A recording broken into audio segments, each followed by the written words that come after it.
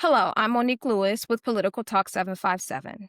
Today, we are honored to be joined by Sheriff Gabe Morgan, the current sheriff and candidate for the sheriff's office here in the city of Newport News. Sheriff Morgan, thank you for being here with us today. We are delighted to have you.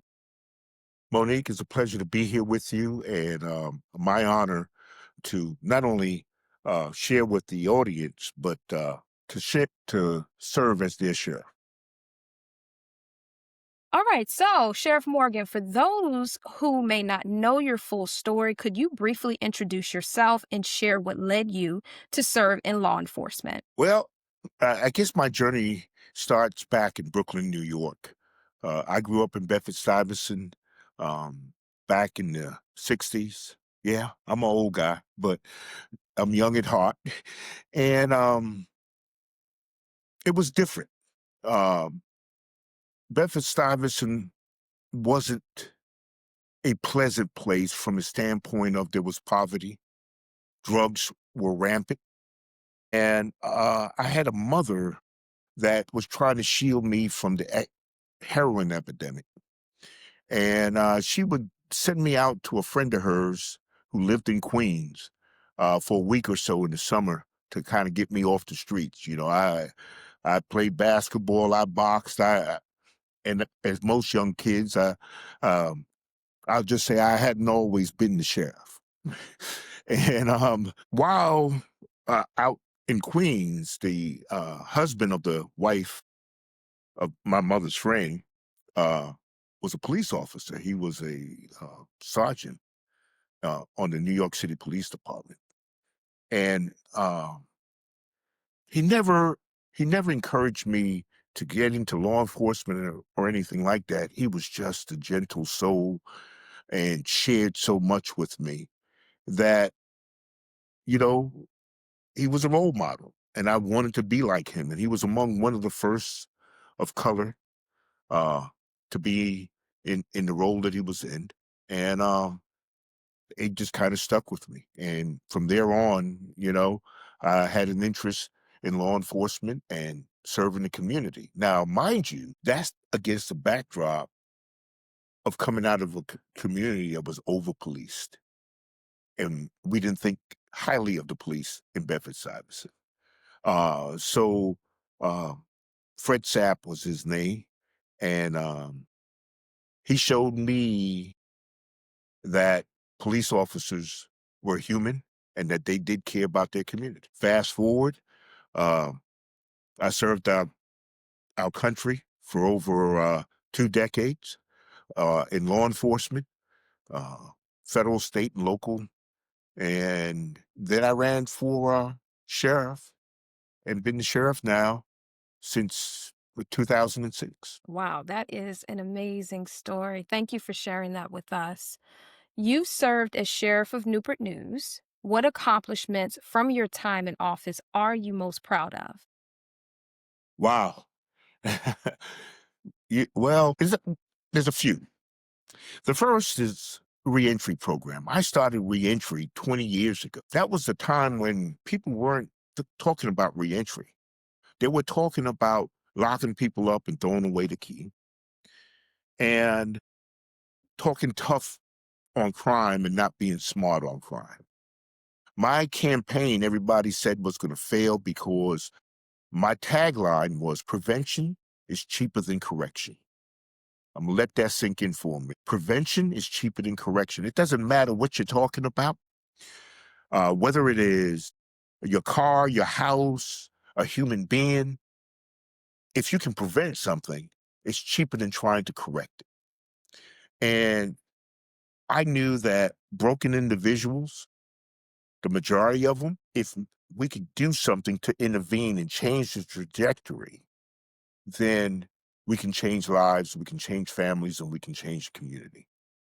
So uh, I started reentry back 20 years ago, and I'm proud to say that it's a model for this state, and it has been held up as innovative and far-reaching. Our reentry program, most reentry programs, when you're getting out of a correctional facility, they'll offer you services to connect to the community. Well, we do that. We lobbied and petitioned and applied, and we also have housing grants. We're one of the only ones in the state that have a housing grant to try to help people with their someplace to live, because that's a gap that um, we could never fulfill. And thanks to Congressman Bobby Scott, we received over $500,000 towards that goal. The other part of our reentry program that is unique is it doesn't matter when you were justice involved. You could have been justice involved 10 years ago, fell on bad times. You can come back to the Newport News reentry, and we're going to help you. Uh, it's not just for those who are getting out. If you've ever been justice involved, we're there to support you. We're there to help you with help you get back on your feet. So that's, for me, that's kind of key, because if we can help one person turn their lives around, 9 times out of 10 we help a family. And a young man who was addicted to drugs got himself cleaned up and then turned around and came to work for us in our reentry. Um, one of the greatest joys was to see him reconnect with his daughter, and his daughter testified to the fullness of having her dad back in her life, and that he was progressing, and it made it all worth it. So those are the kind of things that definitely stick with me and tell me that what we're doing means the world to maybe not everyone, but that family.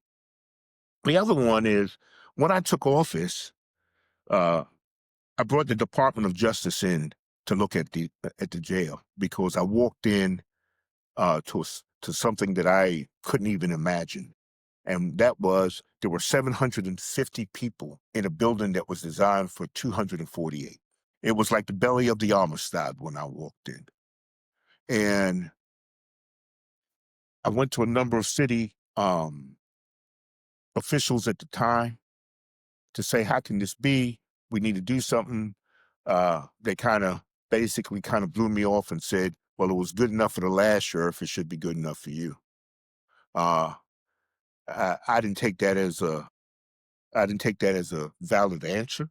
So I requested the Department of Justice to come in and take a look, and give us what's called a technical assistance visit, meaning they'll come in, take a look, and give us some recommendation. They labeled, and the newspaper had it, they labeled the jail as a ticking time bomb. I still, even after justice came in, I still couldn't get city officials to move forward and make the changes needed to straighten the place up. And I, called on some folks in the Army first, and they said they couldn't help me. And then I called on some folks in the Navy to loan me 200 sailors to do an evacuation drill. And basically, I cleared out the top floor of the jail, the 6th and 7th floor of inmates, and I put sailors up there, and we ran evacuation drills. And the reason I did this was to demonstrate to the city officials that were refusing to assist that uh, if something happened in the jail, it would be a recovery operation versus a rescue. Once that was accomplished with the help of the Navy, the city did make some modifications, and I was able to, with the help of then Delegate Phil Hamilton, who was on appropriations, uh, get money to renovate the old juvenile detention facility, and we were able to open a 100-bed unit to relieve some of the pressure uh, in the main jail. That was refused, and also I filed suit against the city and the state, and they told me I was crazy because of what I was doing, but I needed them to understand that I was serious, that these types of conditions cannot continue to exist, and we're going to do what's right. So um, I can go on. I prioritize mental health. I've been on the vanguard of fighting for mental health fairness treatment statewide. Uh, it's sad that the majority of mental health beds in the state of Virginia are all located in jails. And that's an inspector general report. That's not me, um, gaslighting it or anything like that. This is the state's report. That's where the mental health beds are. It's not in this mental hospitals. And it is it's an indictment on our state that it's easier to lock someone up than to get them treatment. And so we've been fighting that, and I continue to fight that fight. And I'll tell you that we've made some progress. We're not where we need to be, but with the lack of funding, there is little that we can do sometimes. But we've managed to get the state to recognize the need, and they've given me two positions to help with mental health, and we're continually fighting for more. So that's one. The other one is fighting for better conditions and compensation for the employees. The employees, they just received a step plan that they were included in, and many of them are making relatively good salaries now as compared to previously, because I've been able to negotiate with the city and include them in a step plan that supplements their income over what the state provides. And we're still fighting that battle, because it's a tough job. This, I tell everyone, this is one of the toughest beats in the city, because when you think about what the men and women in this office do, they take the people that the community does not want out in public, and they live with them for about 12 to 13 hours a day. And I will tell you that over the years, the population has gotten more violent, and more difficult to manage. We had 63 line of duty injuries last year. Um, and, this is not things that are in the public's eye, but these are things that these men and women deal with every day. Um, and then community engagement. If you check our page, our Facebook page, we're everywhere. We're everywhere in the community. We engage um, every school year. We partner with Learning Enrichment Center, and we go into an elementary school. And for an entire year, we commit to tutoring and reading. And one of the reasons we commit to tutoring and reading is because from birth through the third grade, you learn to read. From fourth grade on, you read to learn. And we recognize that if you can't read by the third grade, on grade, that chances are you will not complete high school.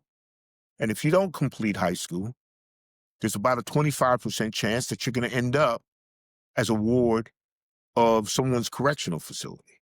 So we don't only talk about intervention, we start at an early age, and we put our money where our mouth is. And currently we're in two elementary schools in the city of Newport News. I wish we tried to extend it to three, but it takes a commitment of an entire year, and not everyone can commit to that. So those are just a few of the things that I will tell you that I'm most proud of. And I guess last but not least, nationally and statewide, I foster and lead uh, police and law enforcement reform on a national level. So those are a few things. What is the role of a modern day sheriff, And how does your office impact public safety and justice in the community? When we talk about a modern day sheriff, I'm old enough to remember Bull Connors, and you may not know that name, Bull Connors, but your parents and grandparents will probably know Bull Connors as soon as you mention it. You probably learned about the March on Selma and Bloody Sunday. Bull Connors was the sheriff at the time that put his forces on the marches, the peaceful marches, I will add. And that sticks with me. And that, if you think about it, during civil rights, sheriffs was an instrument of oppression during the civil rights. Fast forward today, I see sheriffs like Labatt in Atlanta. I can't remember his name now, but Cobb County in the Atlanta area. So places where the image of racist sheriffs is prominent in my mind is now filled with people of color who took the reins, and they're policing with fairness, with equity, with passion. And for us here, I'm a convener. I convene different agencies, different law enforcement agencies, different human service agencies to impact the criminal justice system. I understand my role as a convener. And if it's dealing with homelessness, mental health, youth violence, equal access to the courts, you know, you just heard the president attacking cashless bail. I will tell you that there is a place for cashless bail. And we have a great system here in Newport News. We have pretrial supervision. By the Constitution, bail is supposed to serve for two things. One, if you're a flight risk and they're afraid that you may not come back to court, right? And if you are a danger to the community and they think that you can't be controlled, those are the two reasons to deny you bail. Anything else, some sort of bail should be offered. Here's the problem. Let's just say Gabe Morgan, the citizen, I'm poor. And my bail is set at, let's call it $1,000, right? 10% of that is $100. I don't have $100 to post my bail. But I'm not dangerous, right? Why should I be held in jail simply because I'm poor when another individual whose bail is $100,000 because they figure that they're more of a risk and they can put up the $10,000 should be out on the street? It just doesn't make sense. Now, there is a balance there, and the balance is always about ensuring the safety of the community. And I've watched judges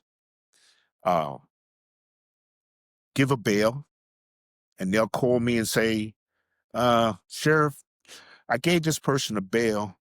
However, I need a little bit more protection because I'm not sure. And can we put an ankle monitor on that person so that we can also track them? They're on this pretrial supervision. And let me explain to you the difference between pretrial supervision and just a bail. A bail, I post the money and I'm gone. I don't show back up. I don't have any other responsibilities other than I can't get in trouble and I show back up on the date of my court. Pretrial supervision comes with terms. It's almost like you're on parole. You have to come in, check in with a pretrial officer. You have to maintain a job. If you don't have one, you have to find one. You may have to go to anger classes. You may have to go to some sort of domestic violence class. It just depends. There's a whole wraparound services that's placed on you when you are in pretrial versus you just get a bond. Most people want a bond versus being placed into pretrial because of all what they have to do. So pretrial is good for the community. It's good for those who are less fortunate because it tends to make the system fair.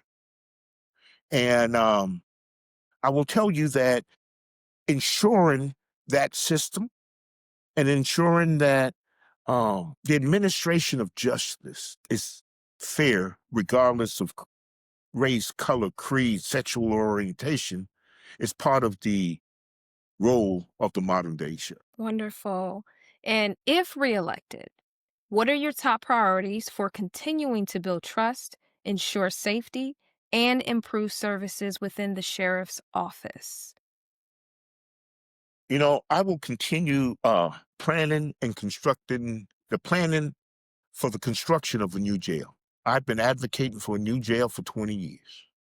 Um, we finally have a new jail included in the RFP for a master plan for a new court complex. They weren't going to include a new jail in that master plan. And my advocacy and fighting for it and getting other elected officials on board to support it have a new jail now, at least in the master plan. That's the first step. So the advocacy will continue it in that realm. Also, the humane treatment of inmates. Listen, it's easy for people to say, "Oh, they're inmates. What do they need?" And like the previous sheriff, I I could have ignored the condition. I refused to, because if I don't advocate for inmates, the only other people would be their families if they can. So I will continue to advocate. I will continue to push for more mental health resources because about a third of the inmates need it, and we don't have enough services. And then everything that we do in the sheriff's office is community focused, whether it's coming to court, whether it's a civil issue, whether it's a correctional issue or a law enforcement issue. Uh, we're community focused.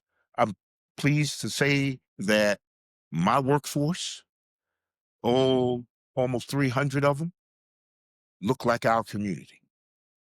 And I'm proud of that because they come from our community and they police our community with that compassion that these are our neighbors.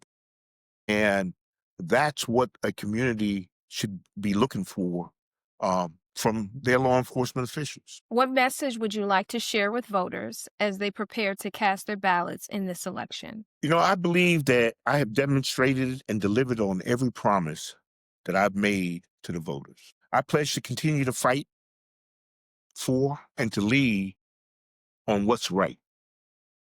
It's not easy. I think you've seen, uh, I've been on the news recently. I am the only sheriff, only law enforcement in the Hampton Roads area that said I am not honoring ICE detainers.